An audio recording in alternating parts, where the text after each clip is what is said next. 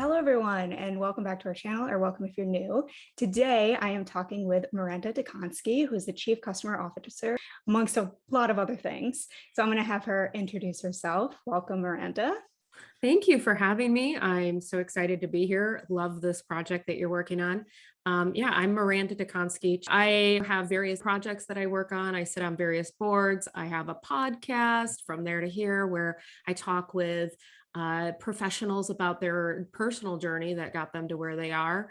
And I love to talk about customer success and all things about customer success. So happy to be here. Awesome. Well, I'm happy to have you. Well, we're just gonna get right into this. So we're gonna be talking about a lot of topics related to customer success. So the first question I have for you, Miranda, is what is your favorite part of working with customers? Yeah, this is a really interesting question. And one of the things I miss the most about being a leader rather than a CSM is not having my own portfolio.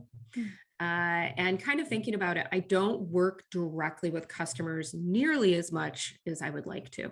Mhm. I do sit in a lot of meetings with folks and have strategy conversations here or there, but that is not the core of what I do every day. So I do miss that.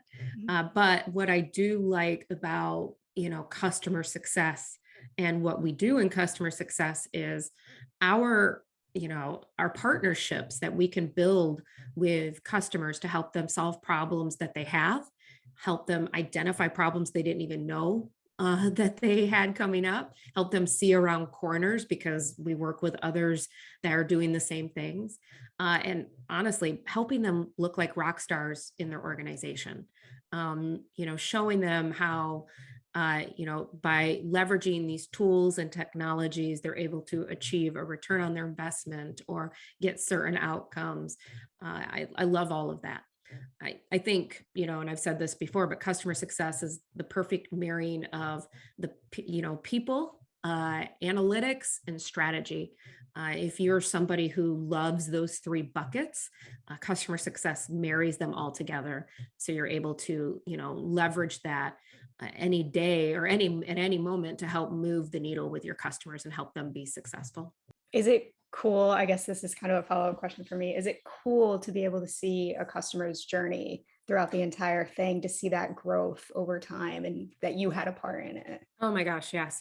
You can help, your customers by partnering with them to show them how to innovate, how to take what they've always done and be more efficient or pave paths for better experiences for their customers, whatever it may be. So, yeah, it's really cool to see.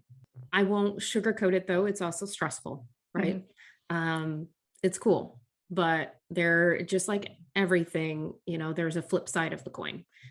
So with it comes great responsibility to own and manage a portfolio and make sure that you're thinking of things not just, one-sided. You're looking at it from the business, the team, and the customer perspective, because every decision you make has an impact on one of those buckets. Mhm. So you have to be continuously thinking about, if I make a decision that's very customer focused, what does that do to the business? What does that do to the team? If I make a decision that's very business focused, what does that do to the customer? What does that do to the team? So on and so forth.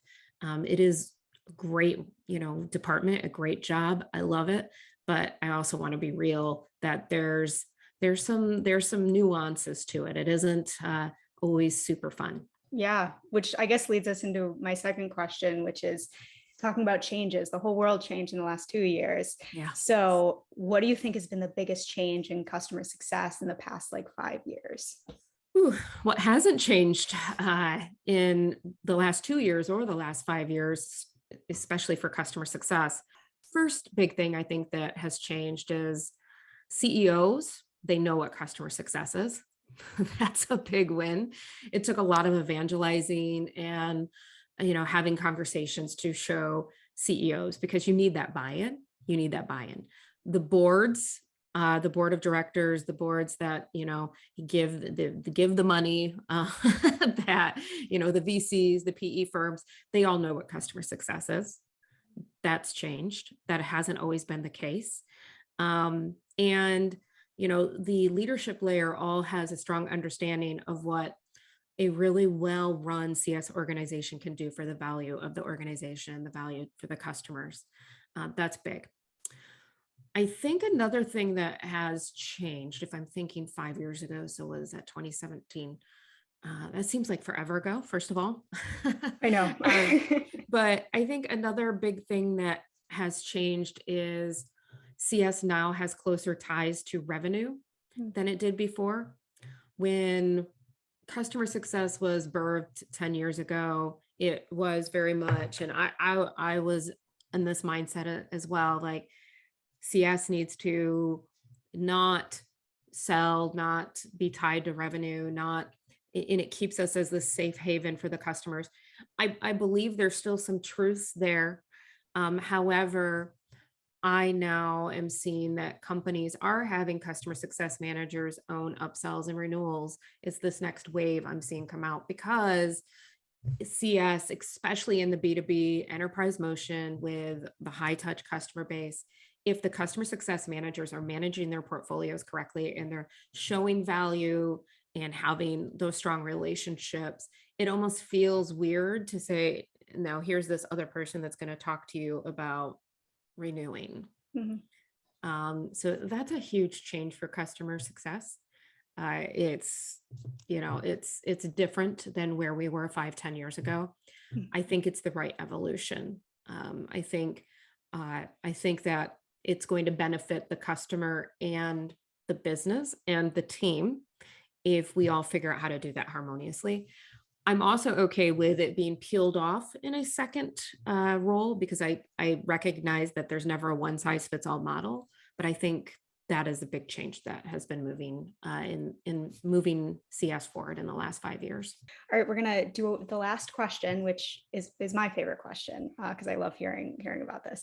What would you say to customer success professionals who are just starting their career in the field? Yeah, I get asked this question a lot. I bet. Um, there's a lot of folks out there trying to make the leap. The biggest movement I've seen lately is like educators moving from education into customer success, which is interesting. I Mhm. know probably a few dozen folks that are teachers or work in education moving into customer success. First things first, realize that there are different types of customer success. There's no one size fits all model. You have your B2B, you have, which is business to business, and then you have B2C, business to consumer. You have high touch, low touch, and then you have like your digital led touch. You have all the different touch models. Um, all of the different customer success models require different skill sets. So make sure you are researching what type of customer success you're moving into, or if you're trying to get into, which one fits your skill sets the best. It's really important to understand the different types of customer success and figure out where you want to land from there. The next thing I would say is to be a sponge. There's so much content out there on customer success. A lot of it is free. There are a lot of folks talking on LinkedIn every day about things that are very thought provoking and relevant. There are groups out there like in Slack. I work with the Customer Success Leadership Network. I have a Slack group that has, I think we have 7,500 customer success professionals in there talking every day about different topics in customer success. There's a lot of stuff out there. Start getting involved and be a sponge and learning about about customer success, the motion, really how it drives the business, not just customer success in a silo, but really all the moving parts. It's really important to have a strong understanding of that. Last thing I will say is network, network, network, network, network. I have said this again and again to folks, but most of the time, it's a little bit about what you know and a lot about who you know.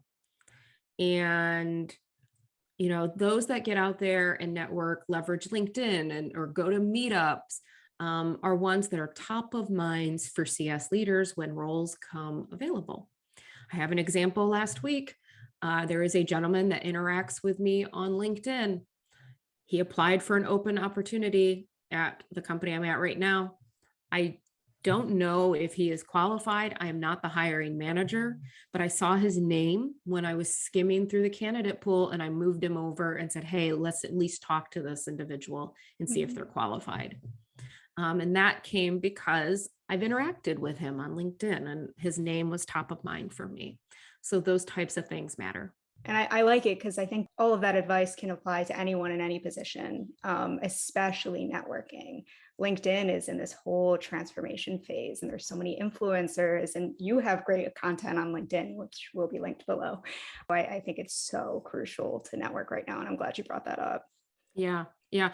One of the, I don't want to downplay the terrible impact that the pandemic has had, but one of the great things that have come out of it is it's kind of leveled out the playing field for folks because, you have more access than ever to opportunities, to leaders.